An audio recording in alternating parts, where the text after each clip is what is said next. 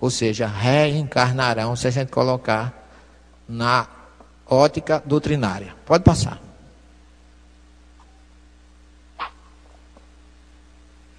Antes mesmo de te formar no ventre materno, eu te conheci. Antes que saísse do seio, eu te consagrei, eu te constituí profeta das nações. Jeremias 1,5. Pessoal, isso aqui é o que Jesus disse para Nicodemos no seu diálogo. O Espírito é como o vento, sopra onde quer. Tu não sabe de onde ele vem, nem para onde ele vai. Mas com isso Jesus está dizendo que ele existia antes e vai existir depois. Por quê? Porque Jesus, é como Jesus lembrasse a Nicodemos a passagem de Jeremias 1,5. Porque mesmo antes que ele encarnasse, a identidade espiritual nossa não é desfeita. Antes mesmo de encarnar, Deus já nos conhece. Então ele diz, antes que foste gerado no ventre materno, eu te conheci.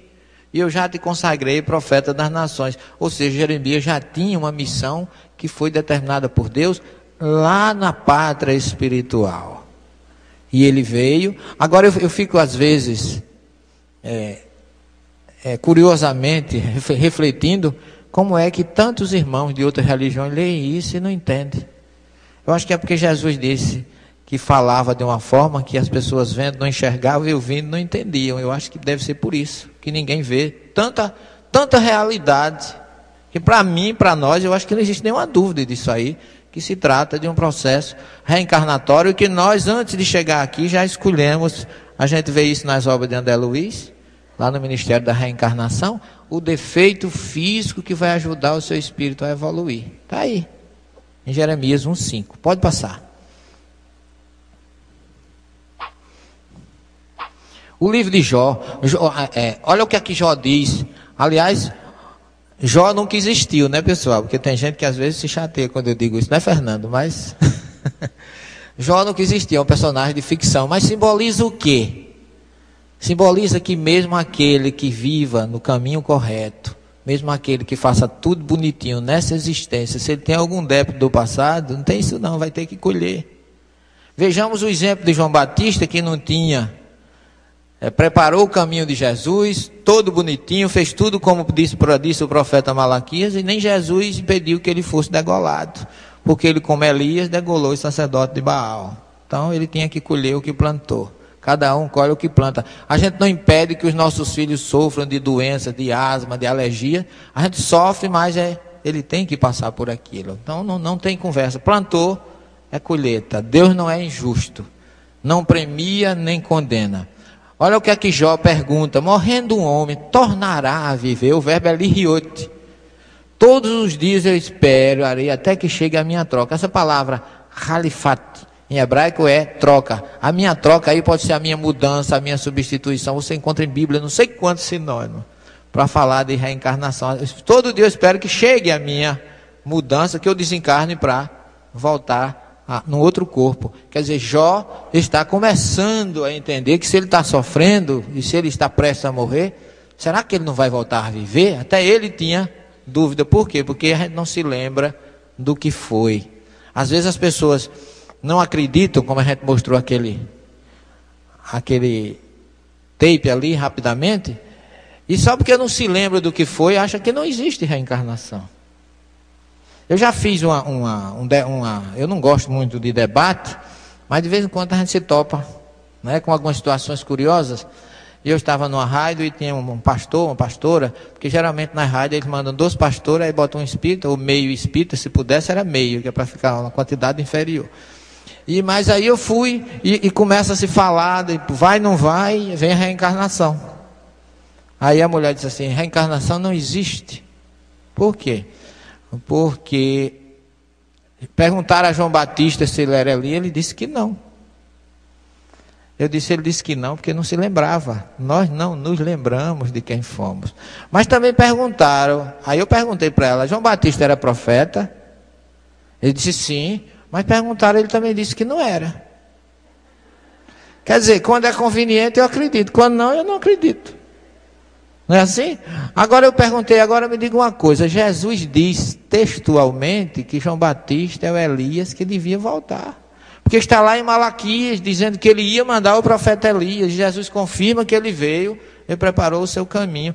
Aí eu perguntei para ela, entre Jesus e João Batista, dizendo que não era Elias, eu fico com Jesus, a senhora fica com quem?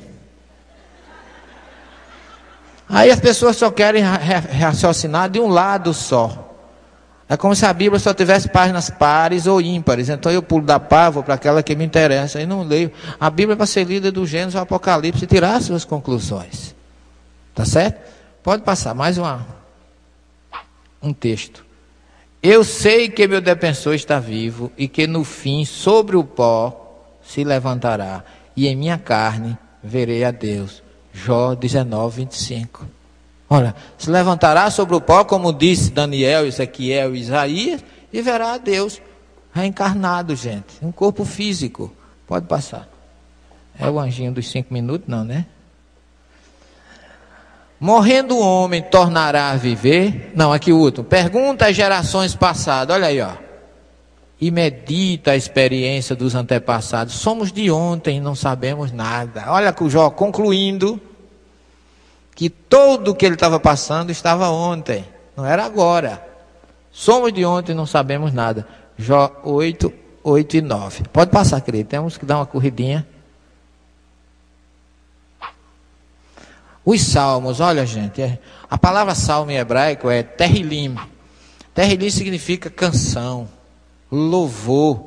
Os salmos é para ser cantados e não lidos. E aí, ó, o que é que o Salmos 16, 9 e 10 diz? Por isso meu coração se alegra, minhas entranhas exultam e minha carne repousa em segurança. Pois não abandonarás a minha alma no Sheol, nem deixarás que teu fiel veja a tumba. Então Davi tinha plena certeza que Deus não ia deixar ele abandonado no Sheol. O que já, por tabela, não é só esse salmo não, tem número, já mostra que o inferno não é eterno. Pode passar. O ensinamento de Deus é perfeito, promove o retorno do Espírito. Salmo 19, 8, não existe nenhuma tradução em português. Mas é exatamente isso que está no original. O retorno do Espírito é reencarnação. Pode passar, querido. O Salmo 23 é um salmo belíssimo. Mas a tradução desse salmo é uma graça. Quer ver? Todo mundo conhece esse salmo. Aquele que diz assim, o Senhor é meu pastor. Está vendo? A tradução está errada, mas vocês estão certos.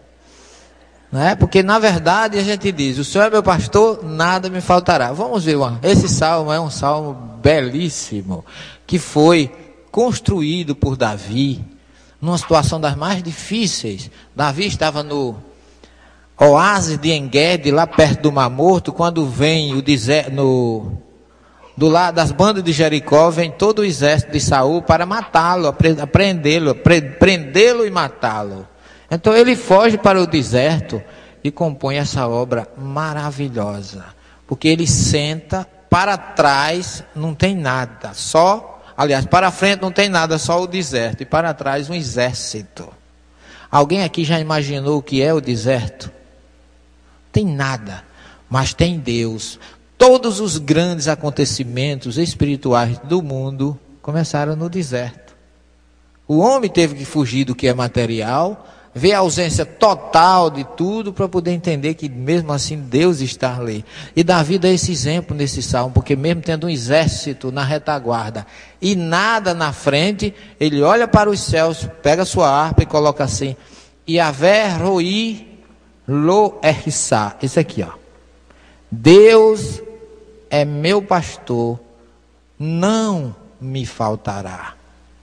E nunca nada me faltará. Porque quando você diz nada me faltará, você está dizendo que Deus vai lhe prover de casa, comida, aluguel, 100 milhões por mês, aquelas coisas, tudo material.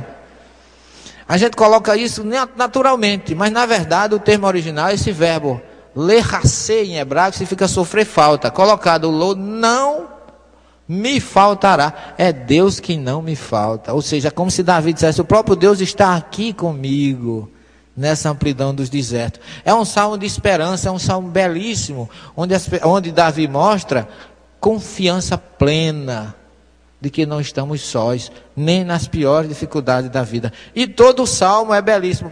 Pode passar, eu traduzi algumas